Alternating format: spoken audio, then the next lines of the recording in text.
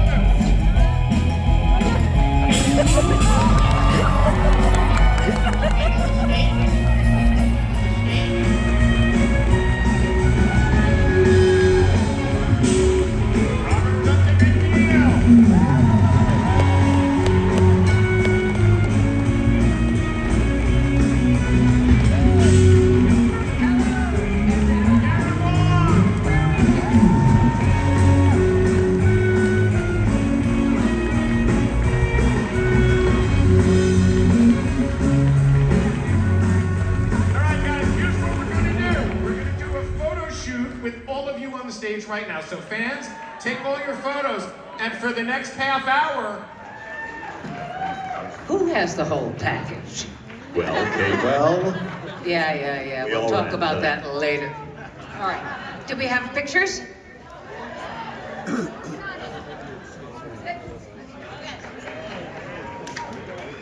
So that we can get to as many folks as we can. Also, most importantly, if there are any kids on either side, we're making time for them. So send them up closer to the front of the line, please. Aww. Let's go to the left. This is for the kids. Let's do it for the kids, people. By the way, I want to say about kids, sorry, I'm going to talk a lot. We were just talking to some people backstage that reminded me of when we were finishing up the series, the fan club that had formed for my character had been raising money for the Pediatric AIDS Foundation. We did a cruise in Marina del Rey that a lot of the cast came to. We raised almost $100,000 just from that event for Pediatric AIDS Foundation. We did it for the kids back then, and I just want to say thanks to all you guys that were a part of that. I forgot about that, but it was great. Go ahead. Brian Fuller on the Podcasting Glorious Treksperts described that the two-part story arc in season 4, Year of Hell, was originally planned to be a whole season, the entire season. And the writers were very excited and had a lot of ideas for it, but Rick Berman ultimately turned it down. Did you have any, if you're willing to share, any particular ideas or for episodes or for characters that you were looking forward to writing or doing, exploring? Well, no, because it never got that far. I knew it was going to be a difficult sell because it would be a highly serialized season, and we weren't doing that for all sorts of good reasons. And in some ways, I'm actually happy that we condensed it into a 2-hour because it's kind of like a sauce that you reduce to its finest essence. And I think I got the best moments from what it would have been a whole year. And the Year of Hell 2-parter is certainly one of my favorite episodes of the show. Thank you. Thank you. Let's go to our right. How did it feel getting lost in the Delta Quadrant? 75,000 light years from home? Stuck with my enemy, the Maquis, who soon became my love. It felt great. Absolutely great. How did it feel for you? It was great until they gave me the mobile emitter and I had to work hard. How did it feel for you? Well, 75,000 light years away from home with Captain Janeway, giving me orders and telling me when to go to the ready room. What to wear. Those were the outtakes. Well, it was either that or Baywatch. I was happy to have it. Now I'll tell you, I just farted on my wallet. Now I got gas money. Did you ever just I've seen younger faces on cash. Bob was telling me he left more people than this in bed. Is that true? Yes. Thank you. I don't remember anything about the show, but I loved having it in my past and having done it. What did you like best about it, Johnny? What did I like best about it? Yeah, what did you like best about Voyager? The Delta Quadrant. Delta Quadrant. Or Star Trek. You asked that question, and you know what I think of immediately? What? Episode 125. What happened to get 125? It kind of summed up to me a lot of the, it's a wonderful flag, Bob, that we hold up here. And thank you, Bob. It's just amazing to be with everybody here. That's what's amazing. And this gentleman who did a major. I agree. job. The best part of these conventions, and this one in particular, is having this whole cast together. We have not done this in a very, very long time. It is great. I just want to touch on what Bob said, which was when he got the mobile emitter. All of us bridge crew people, the captain, Tom Paris, myself, Chakotay, Roxann. Not Roxann. Tim Russ, Tuba. We called the bridge hell because it was so difficult to film and monotonous. And I remember when Bob Picardo had the mobile emitter, his first time on the bridge, it was 6 a.m. I go, "Good morning, Bob." He's like, "Good morning, everyone." He was so excited. And he's like, "I'm so excited to be here." And I said, "It's gonna be rough." And he's like, "Well, not for me." And he was so happy. And after 7 hours, I go, "What about the bridge now, Bob?" He's like, "I don't like the bridge. I'd rather back to sick bay, please. Thank you."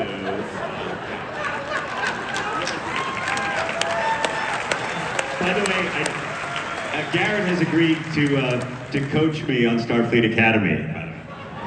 Because I couldn't remember what I used to do, but you'll see us later.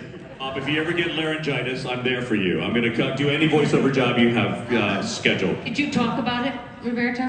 Yes, I said that Garrett. Forgive me. Garrett see Garrett you. does such a good impression of me that I literally reviewed some video of Garrett doing me before I went back to work. I don't mean doing me in a bad way, guys. I'm sorry. I meant doing an impression of the young people This here. is what I had to live with for 7 years. Remember I meant doing an impression 7. of me. Sorry. the children, Bob. Remember the children. About that, sorry. You know what I mean? Like, it was the only Trek we knew, at least for me. Well, Tim knew it was different. Yeah, I did, but again, it was either that or Baywatch. It was the alternative. It was a gig, man. That was full-time work, so I didn't know you were offered base. What was the part of it? Were you a lifeguard? He was offered the Pamela Anderson role. Tim played the 2x4. Did you wear his little red Speedo? yes, with the Star Trek logo on it. Bridge all the time under your bathrobe, and Yes. everybody knows it. Yeah, that's right. Naked under your Everybody bathrobe. here was there to witness that on the bridge. Hey Tim, would you show us your slow motion run for Baywatch that you did?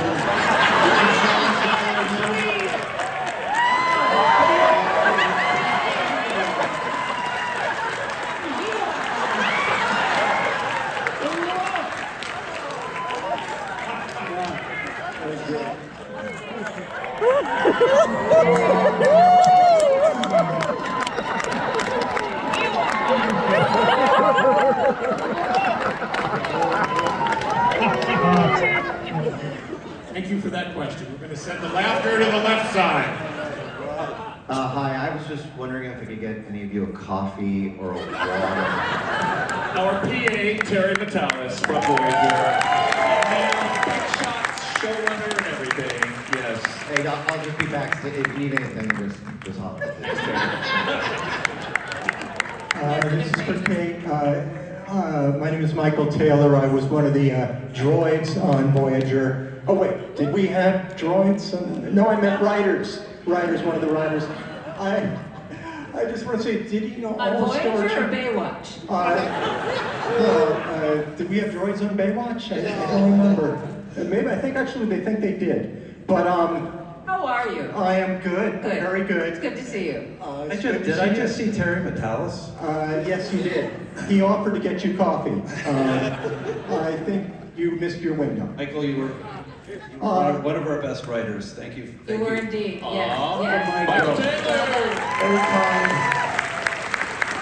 And anyone like myself, here's a question for you. Of all the captains on Star Trek, did you have a favorite? Just wondering. You're asking me? Yeah. Very Hello? tricky question. You want to know something? It's true. Jeri, you've been made a captain. You were made a captain on Picard, right? That kind of pissed me off a little bit. You know, it's a very territorial business. Every captain thinks they're the best captain. Just ask Bill Shatner. Were you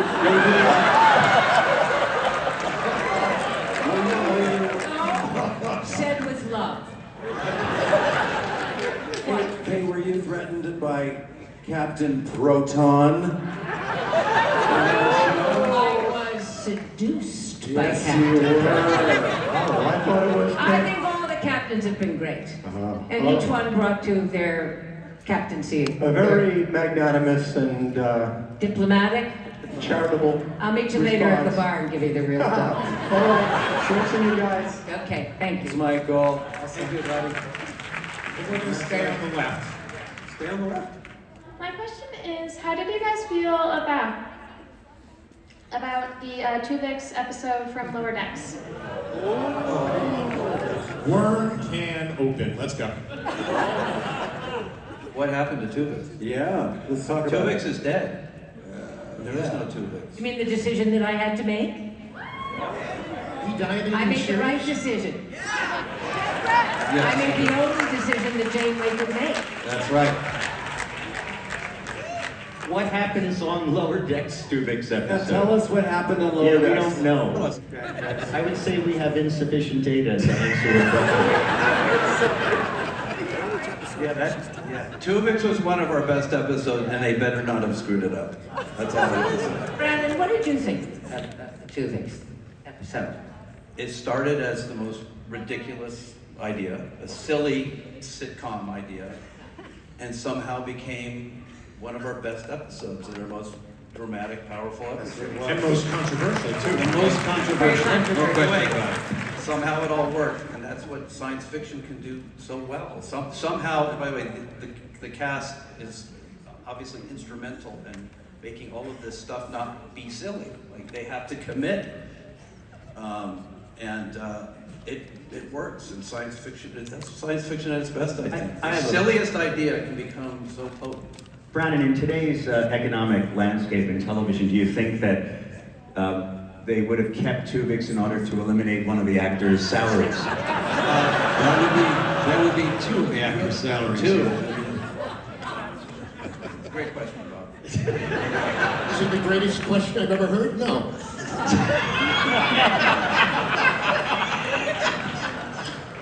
Should we take another question? Now let's go to the right. I think it's safer on the right. I first want to say that 7 of 9 is my favorite character. My question is, if you guys have any of your favorite funny moments from behind the scenes on Voyager. 7 of 9 wore a derma regenerating suit because to heal your skin. And every time I'd see Jeri, I'd go, let's see if it worked.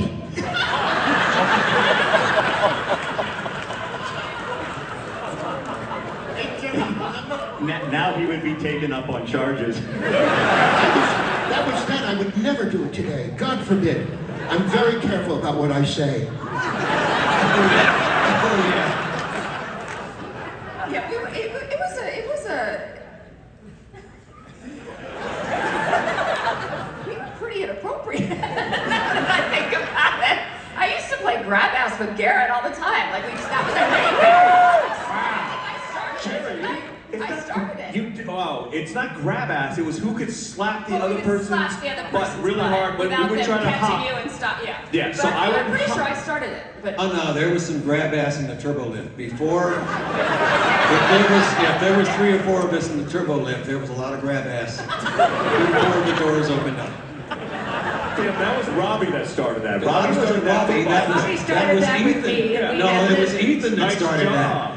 No, it was Ethan that started that.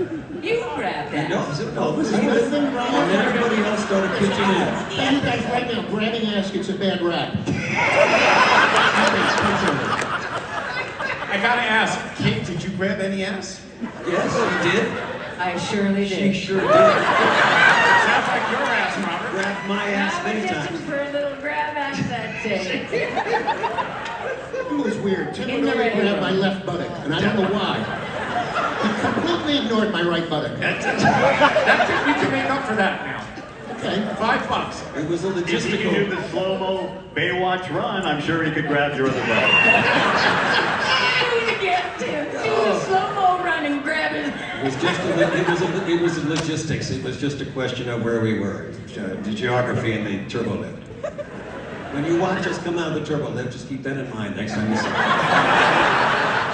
It was a very, very serious work environment. You know what's funny is that the only person we didn't try to do grab ass with was Belana Torres. We were so afraid of her. So I would tell her, I was like, Robbie, you pat her ass. He's like, no, you do it. I'm not gonna do it. Yeah, we were afraid. No, Belana was an untouchable. I feel that Belana was an untouchable. Was I that intimidating? Really? So intimidating. And I just have to say, really, guys, it was only the asses. There was nothing else. Yes, Okay? just the asses. Just the butts.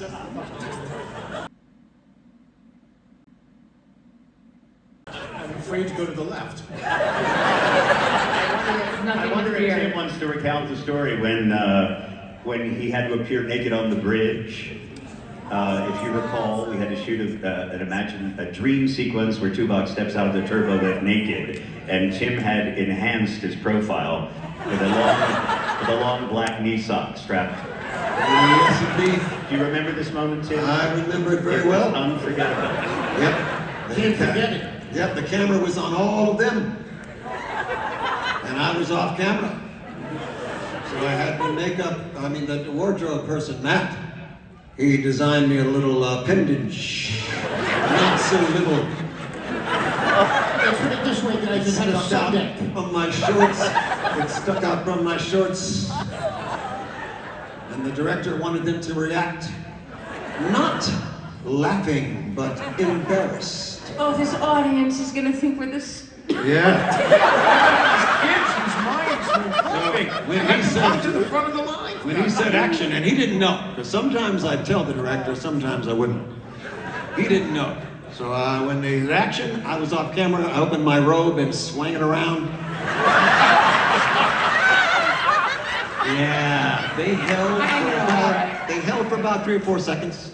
The only person They tried to look away, they started chuckling, and then they broke. And it was perfect because they used that take for the reaction. They liked that. Great intellectual, Tim Russ. That's right. And what's more fun about that is you got to do another take. Yes, indeed. Found out that his urologist was a Sherpa.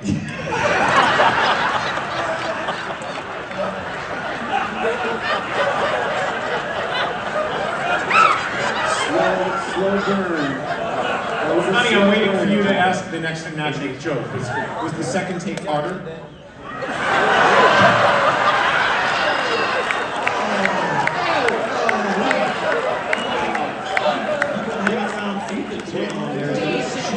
You're never going to ask us back after this. And if you remember, I'm the only one who did not laugh when you exposed yourself in that way, because being your doctor, I had already seen it.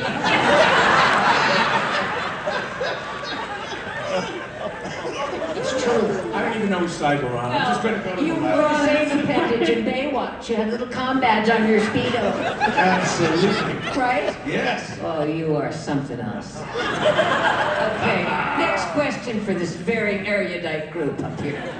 For the ladies of the cast, you portrayed your characters at a time when women in sci-fi were maybe underwritten. No offense, Brennan, but not represented so well. And I wondered, since Voyager, do you feel that has changed for how women are supported and represented in sci-fi, and how far do you think we have to go?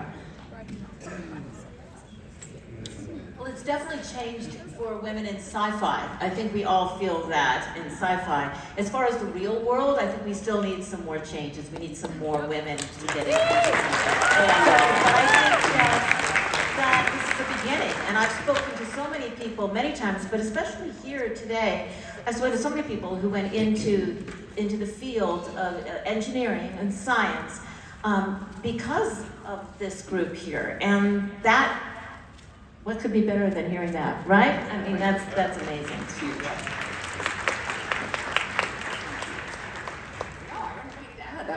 She said it. That was perfect. And nothing could be more gratifying than to think that we have made a difference to women in STEM. You guys are actually doing it. We pretended to do it, but you guys are really doing it, and it's incredible. Keep on. Keep on. Yeah. Who's next? To the right. Roxann, I've been coming to this convention for 5 years, and I'm so happy to finally see your face. So we are so grateful for you to be here. Thank you. Tim, I'm glad you didn't join Baywatch because you were crucial for me joining the military as a military police officer. So thank you for not taking your Baywatch role. Thank you very much, and thank you for your service. Thank you for your service. And Robert Beltran, 2 years ago on this same stage, I appreciate during the writer's strike you being a rebel and saying, Star Trek, Captain Chakotay, even though you weren't supposed to. You're my hero. During the writer's strike, you being a rebel and saying, Star Trek, Captain Chakotay, even though you weren't supposed to. You're my hero. The question I have is for the entire cast. Voyager told a story about a diverse crew fighting their way home across impossible odds, and in doing so, it inspired countless viewers to navigate their own personal journeys. Looking back now, what is the most profound lesson or truth that each of you took away from your time together on Voyager, and how has it stayed with you in your life since?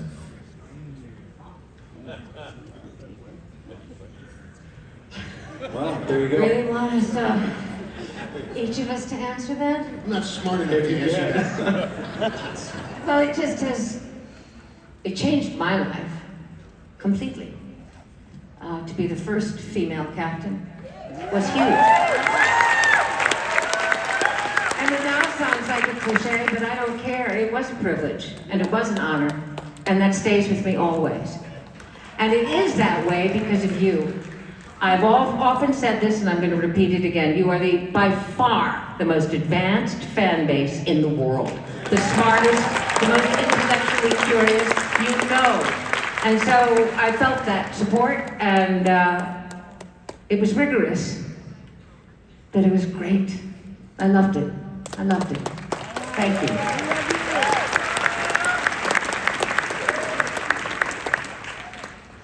Anybody else want to jump in? Just regarding the fan base, you are the least cynical people I've ever met in my life. And that's really, really lovely. Yes. Anybody else? Kate wants me to say something about that. You better. No, it's true. The Star Trek fans are terrific, and that sounds so general, but you don't realize that it all starts with you. And it's not just Voyager. I mean, you guys have been around since William Shatner was 12 years old. So it keeps us as actors, you know, we are still alive in your memory, and we love that because that's one of the reasons why we become actors. So I just have to reiterate what Kate said, and it's very, very true. Just, I'll add one thing to that along the same lines, is that we have all acted before Voyager. So we all had the experience of going onto sound stages, doing our acting thing, seeing it air. But the difference here is we did that, and then we all went to our first conventions. And we realized that we weren't alone. That we weren't just like this voice that was just going out there, but we got this feedback from you guys. And we realized that our show, really, we were this part of it, but you were the universe that we were in. And that changed everything because it made it so much more personal and gave us the reason to want to be good.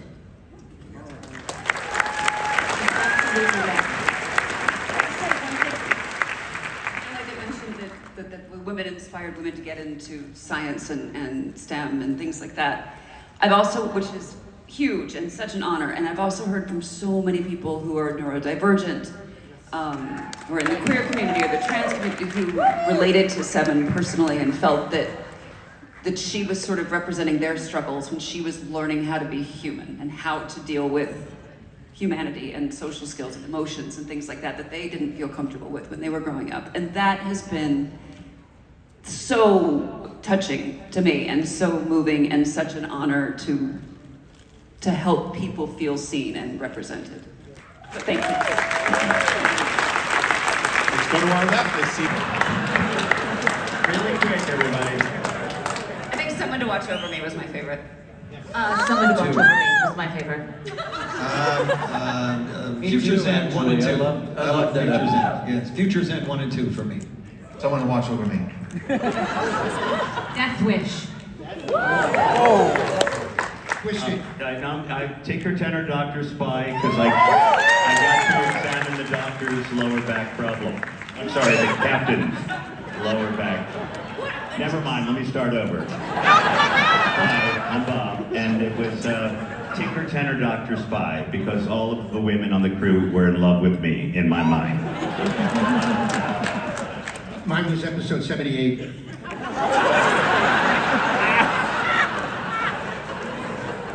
What was that episode? Witchcraft Adventures of Nightbot.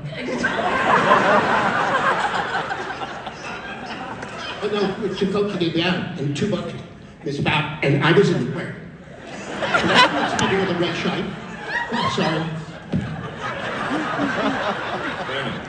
Well, rather than answer I'm going to finish the answer that I started earlier I was naming my favorite episode that featured a particular character.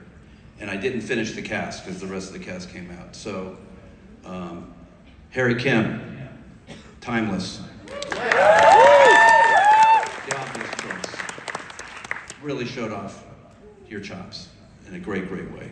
Thank you. And I know this seems like a silly answer, but I really think it captured Tom Paris and ended up being really a popular thing, Captain Proton.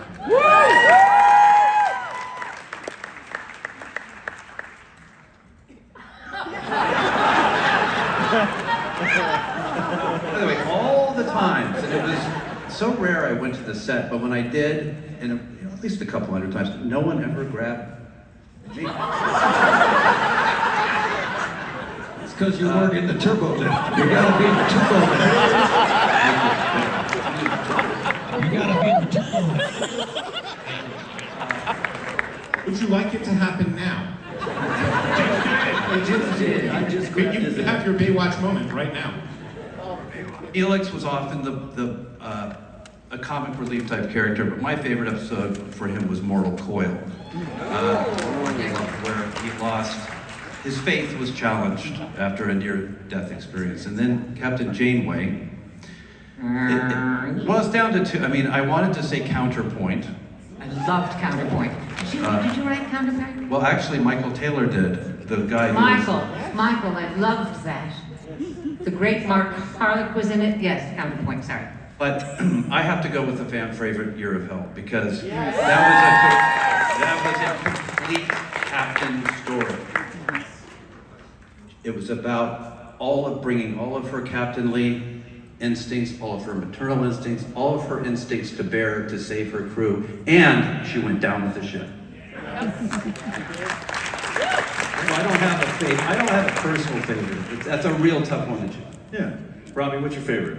Well, I think the fans will all agree with me that the best Voyager episode was Threshold.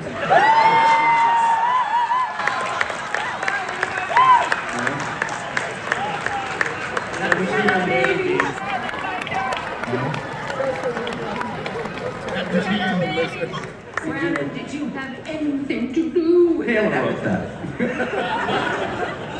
I wrote the episode. I love the episode. I'm not kidding. What was I thinking is a great question. It wasn't What were you smoking is a better question. What wasn't he smoking, Mike? My favorite episode, I have two. Caretaker, because it was the first episode, introducing all the characters. The first time I got to meet these lifelong friends of mine here, so that was definitely a favorite of mine. And then Timeless, obviously the 100th episode, was an amazing episode for me, and it was the one time, you guys remember when Ensign Kim discovers the right formula hits the button and saves everything. The doctor's right there, the director yells cut, Bob Picardo walks up and goes, "Garrett, you can act!" Season 5 is when I got my compliment from Bob, so anyway. Guys, on that note, let's let our first group go. So say goodbye and thank you to Jeri Ryan, Roxann Dawson, take it with you please, Robert Beltran, Tim Russ, yes, and Robert Picardo, Kate, Ethan, Robbie McNeill, and Garrett are staying, as is Brannon. Kate, you can move on down or stay in the middle, wherever you want to go.